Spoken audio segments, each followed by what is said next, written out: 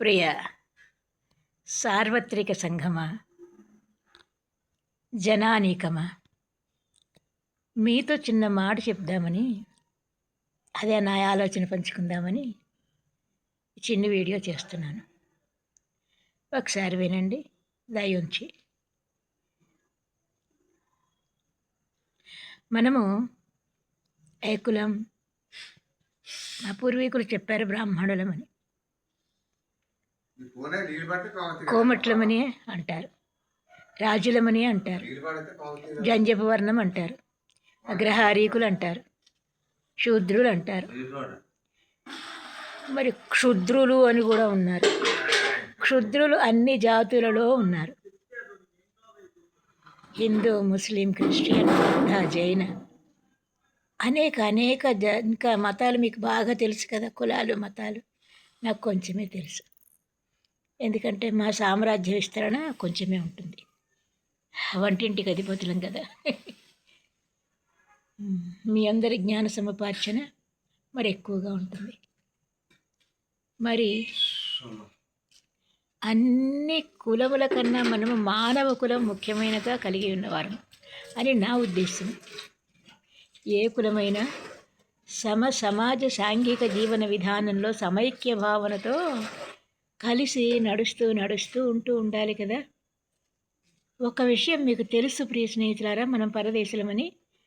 కొంతకాలం ఉండి ఇక్కడ యాత్రికులము. మన స్టేజ్ రాగానే, మన గమ్యం తీసుకున్న టికెట్ గమ్యం అవగానే దేవుడు పిలుస్తాడు, వెళ్ళాల్సిందే. అప్పుడు కుదరదు, మళ్ళీ వస్తానంటే ఆయన అసలు ఊరుకోడు. తెలుసు కదా మీ అందరికీ. అతి ముఖ్యముగా మా వైనుగూడెం గ్రామంలో బ్రాహ్మణులకి శ్మశాన వాటిక లేదు, బరియల్ గ్రౌండ్ లేదు.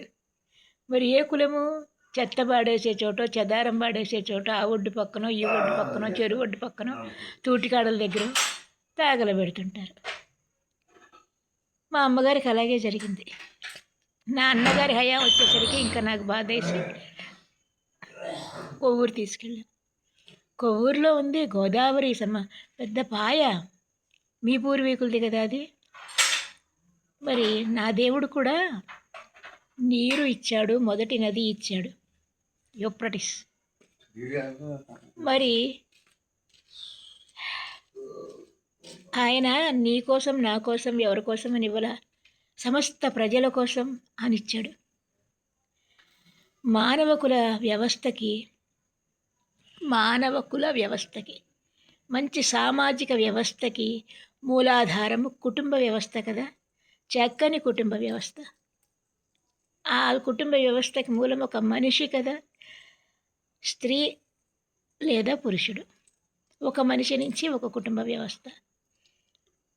అక్కడి నుంచి దేశాలు, కంట్రీసు, భూమండలం అంతా ఎక్కడికెళ్ళినా మొదలయ్యేది ఒక మనిషి దగ్గర.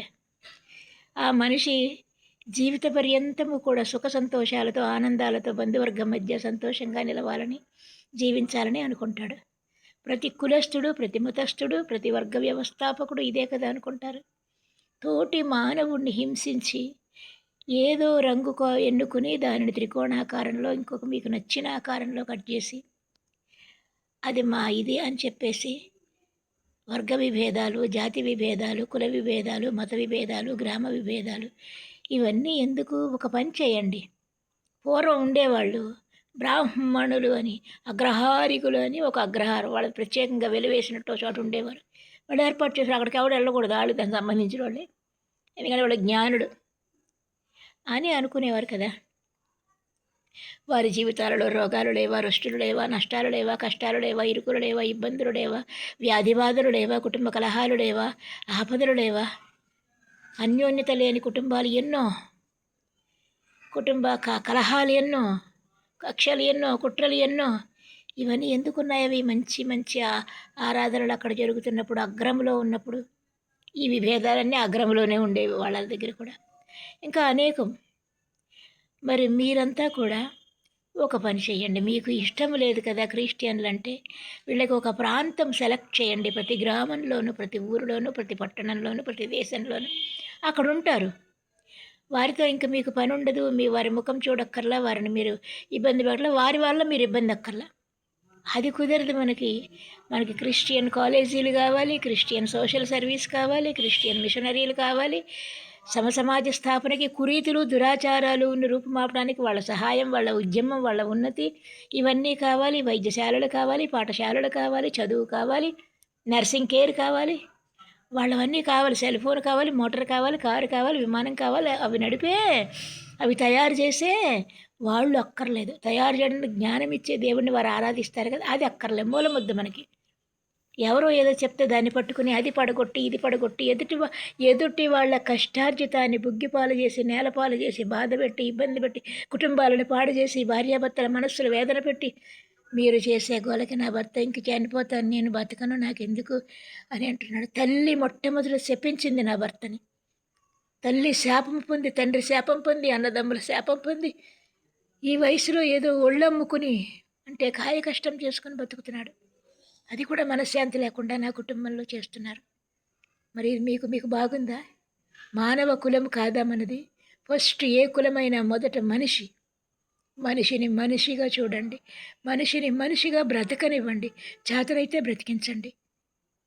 మీకు అవసరం లేదు, అక్కర లేదు, సహాయం చేసే మనసు లేదు, వాళ్ళ మానాన్ని వాళ్ళని ఉండనివ్వండి.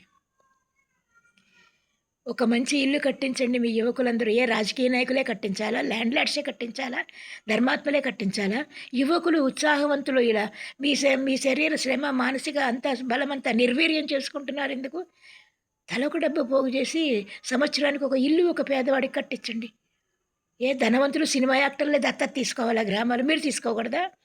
యువశక్తి ఆ విధంగా సమాజానికి మేలు చేస్తారు కదా మీరు. అలాగా కుటుంబాలను మరి దత్తత తీసుకోవచ్చు, పేదల వాళ్ళని దత్తత తీసుకోవచ్చు, అనాథులను దత్తత తీసుకోవచ్చు, గ్రామాలను దత్తత తీసుకోవచ్చు, అన్యోన్యంగా కలిసి మానవ జీవితంలో జీవించవచ్చు. మీరు కూడా దేవుని చేత ఆశీర్వదించబడవచ్చు.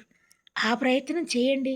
ప్రియ స్నేహితులారా, దేవుడు మిమ్మల్ని, మీ కుటుంబాలని, మీ ఇరుగు పొరుగు వాళ్ళని, మీ యొక్క బంధుమిత్రులని, సహోదర సహోదరుని, గ్రామస్తులని, మీరు నివసించే ప్రతి ప్రాంతంలోని వారిని ఆశీర్వదించి దీవించునుగాక.